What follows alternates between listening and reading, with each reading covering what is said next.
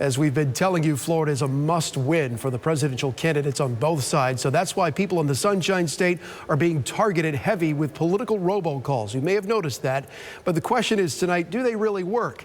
Capitol reporter Forrest Saunders with this story.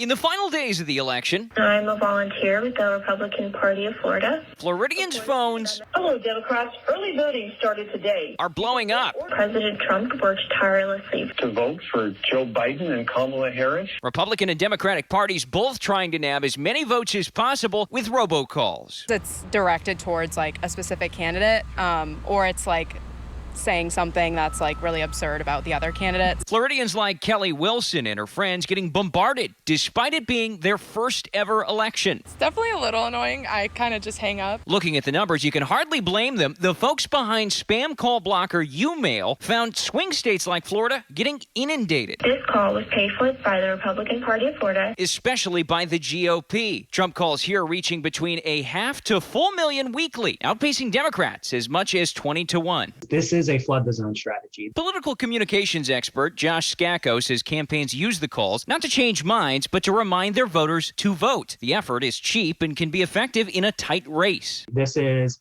trying to reach particularly the base of voters who a party needs to come out and support a candidate, and making sure that they don't forget where to vote and when to vote. Scacco says the GOP is likely outpacing their opponents because the Republican base is often older with listed landlines. I've been getting a lot of text messages. Younger generations, like Wilson's friends, getting texts instead. A different method, but equally annoying, they say. I just say like stop. I just text the stop. The experts say you can expect calls and messages to continue up until Election Day when the polls close. Thank you very much. So until then, if you don't want to hear it, be prepared to hit decline on that next number you don't recognize. You have a wonderful day. Bye-bye. At the Capitol, Forrest Saunders, ABC Action News.